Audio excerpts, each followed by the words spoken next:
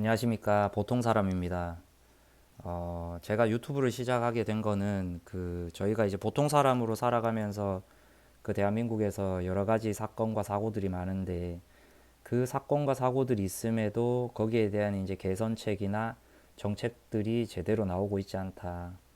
그래서 사실은 이제 여러 국민들이 그 부분에 대해서 조금은 좀 생각을 좀 해보셨으면 좋겠습니다. 사실 오늘 이야기할 강서구 PC방 살인 사건 같은 경우에도 제가 볼 때는 사실 되게 안타까운 사건입니다. 그 선량한 20대 청년이 어떠한 사고로 이제 살인을 당하는 그런 사고가 발생했는데 여기에 대해서 이제 사회적인 반응으로는 지금 제가 여러 가지 뉴스를 좀 검색을 해봤는데 지금 최근에 나온 뉴스로는 강서구 PC방 살인 사건 게임방 안전 불감증 비롯 안전의 취약 이런 식으로 타이틀을 걸고 기사가 나오고 있습니다. 여기 뭐 다른 쪽도 다 비슷하긴 한데 게임방 안전성 관심 촉구 안전 조치 취약 여기에 대한 이제 이슈가 나오고 있고 그리고 이제 여러 가지 이제 사람들이 이슈화하고 있는 거는 사실 이제 동생의 동생의 이제 공범 여부가 이제 여러 이슈로 작용하고 있었습니다. 그래서 제가 사실은 조금 안타깝게 생각하는 게 저희는 게임방의 안전 불감증 비롯 안전의 취약이라는 이 이야기만으로는 사실 그 20대 젊은 청년의 죽음으로 인해서 우리가 얻을 수 있는 것들은 사실 없는 것 같아요. 정책이 안 나오고 있잖아요. 재발 방지가 돼야 되잖아요, 사실. 되게 안타까운 사건이잖아요. 그러면 저희가 보통 사람으로서 어떠한 이제 정책이나 재발 방지가 나와야 되는데 그냥 게임방 안전 불감증 비롯 안전의 취약 이런 식의 타이틀로는 사실 되게 미흡하다는 이야기죠. 그리고 이런 것들이 이 정도만 해서 하고 또 끝날 가능성이 있다. 그리고 이제 요즘 사람들이 또 되게 분노하고 있는 이제 동생이 공범이냐 아니냐 거기에 대해서 이제 되게 사람들이 민감하게 반응하고 있는데 물론 이제 철저한 조사를 통해서 동생의 공범 여부를 밝히는 것 또한 중요하다고 생각합니다. 근데 사실 저는 그것보다 더 중요한 게 이러한 이제 사건들의 재발 방지가 더 중요하지 않나 그렇게 생각하기 때문에 제가 사실 조금 생각을 해봤어요. 물론 제가 뭐 정책 전문가도 아니고 제가 그쪽에 대해서 공부를 되게 많이 한 것도 아닌데 그냥 제가 그냥 보통 사람으로서 그냥 대한민국 국민으로서 그냥 생각을 해본 바로는 제가 조금 적어봤는데 일단은 경찰이 처음에 신고를 받고 도착을 했습니다. 도착을 하고 난 다음에 경찰이 그냥 상황만 보고 어, 난동을 부리는 손님을 데리고 나가서 바로 그냥 보냈어요. 그냥. 근데 저는 거기에서 조금 안타까운 게 경찰이 그러한 사건으로 인해서 만약에 출동을 했다면 그 첫 번째로 이제 선행되어야 될 것이 제가 볼 때는 경찰의 신분 확인이 필요했다. 그 말 그대로 손님들, 난동을 부린 손님들과 그리고 이제 신고한 당사자, PC방 알바생의 신분 확인이 필요했다.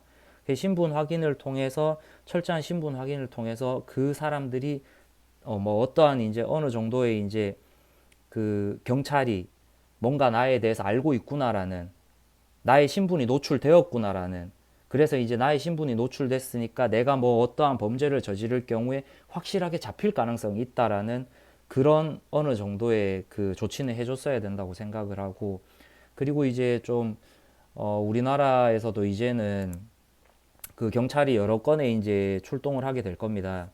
두 번째가 출동 보고서 모바일 플랫폼이 필요하지 않나 저는 이런 생각을 합니다. 그 출동을 하게 되면 지금 현재 이제 경찰들이 출동을 하게 되면 그냥 경찰들이 와서 그냥 그 현장에 와서 현장 상황만 보고 그냥 특별한 조치를 할 때도 있지만 그냥 자기들이 알아서 하는 거죠. 근데 어 제가 볼 때는 요 밑에도 나오지만 왜 이 출동 보고서 모바일 플랫폼이 필요하냐 하면은 이 플랫폼이 있어야 현장 사진 및 필요 자료를 업로드하고 그 업로드된 자료를 바탕으로 해서 그 자료들이 빅데이터화가 가능하거든요. 그래서 사실 이제 이 빅데이터가 되게 중요한데 이 빅데이터를 활용해서 사고 발생 억제 및 재발 방지를 할 수 있다. 자, 이걸 전부 다 이제 1, 2, 3, 4가 이제 거의 하나로 묶여지는데, 우리나라가 사실 이제 매뉴얼화가 다 되어 있겠죠. 제가 경찰이 아니라서 경찰이 떠한 사건 사고에 대해서 출동을 했을 때 어떻게 매뉴얼화가 되어 있는지는 모르겠지만, 어, 1년에 이제 이런 사소한 신고를 받고 출동하는 것들이라도 경찰들이 말 그대로 매뉴얼 숙지 및 매뉴얼화가 되게 잘 돼 있어야 된다. 그래서 그 매뉴얼화대로 움직였을 때 자연스럽게 이제 사고 발생 억제 및 재발 방지가 되는 그런 방식으로 가야 되는데, 자, 처음에 이제 경찰의 입장입니다. 경찰이 이제 신고 접수를 받았어요. 신고가 났다. 근데 신고가 10이란 말입니다. 10이면은 싸웠다는, 뭐, 나름대로 이제 분쟁이 있다는 이야기죠. 분쟁이 있으면 서로 감정도 격해지고 어떠한 문제가 생겼을 경우기 때문에 경찰이 출동할 겁니다. 그 경찰이 출동해서 이제 우리나라 같은 경우에 그냥 경찰이 알아서 대응하는 거겠죠. 하지만 그런 알아서 대응하는 것보다 매뉴얼화를 만들어서 매뉴얼에 맞게 대응을 해야 된다고 생각해요. 일단은 출동을 했다고 치면 경찰이 이제 당사자들께 사건 당사자에 대한 경찰의 신분 확인이 좀 필요할 것 같아요. 우리가 뭐 어떻게 보면 뭐 음주 단속이라던가 여러 가지를 할 때 신분 확인을 하잖아요. 신분 확인을 하는 것처럼 경찰이 그 사람에 대한 신분 확인을 하고 만약에 만약에 이게 다 돼 있다고 치면은 신분 확인했는데 이 신분자가 플랫폼 상에 빅데이터 상에 말 그대로 우울증이나 아니면은 뭐 여러 가지 이제 정신 질환이 있다던가 아니면은 그 다른 사건 기록이 있다 뭐 여러 가지 있으면은 사실 경찰들이 거기에 대해서 이제 조금 진지하게 대응해야 될 필요를 느끼겠죠. 근데 지금 그게 안 돼 있기 때문에 경찰들이 이 사람이 누군지조차도 모르는 거예요. 사실 이번 사건 같은 경우에는. 그러니까 사실 경찰들이 어떠한 문제로 출동을 했을 때 사람이 누군지에 대한 어느 정도의 정보는 있어야 된다. 그래서 그 정보를 바탕으로 대응하기 위해서 사실은 제가 볼 때는 출동 보고서 모바일 플랫폼이 필요하다. 출동을 했을 때 그 출동에 대한 자료들을 이제 간단하게 올릴 수 있는, 빠르게 올릴 수 있는 모바일 플랫폼이 필요하다. 그 모바일 플랫폼에 현장 사진 및 필요 자료를 업로드하고 그 업로드된 자료를 바탕으로 빅데이터화를 시키는 겁니다. 그리고 이 빅데이터를 활용해서 사고 발생 억제 및 재발 방지를 하는 겁니다. 지금은 사실 너무 제가 볼 때는 이번 경찰이 대응했는 것도 그렇지만 경찰이 너무 매뉴얼화가 되어 있지 않다.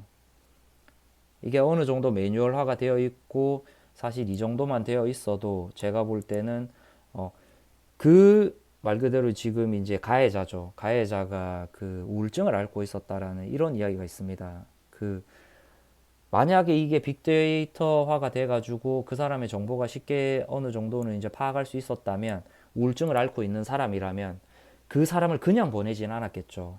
경찰이.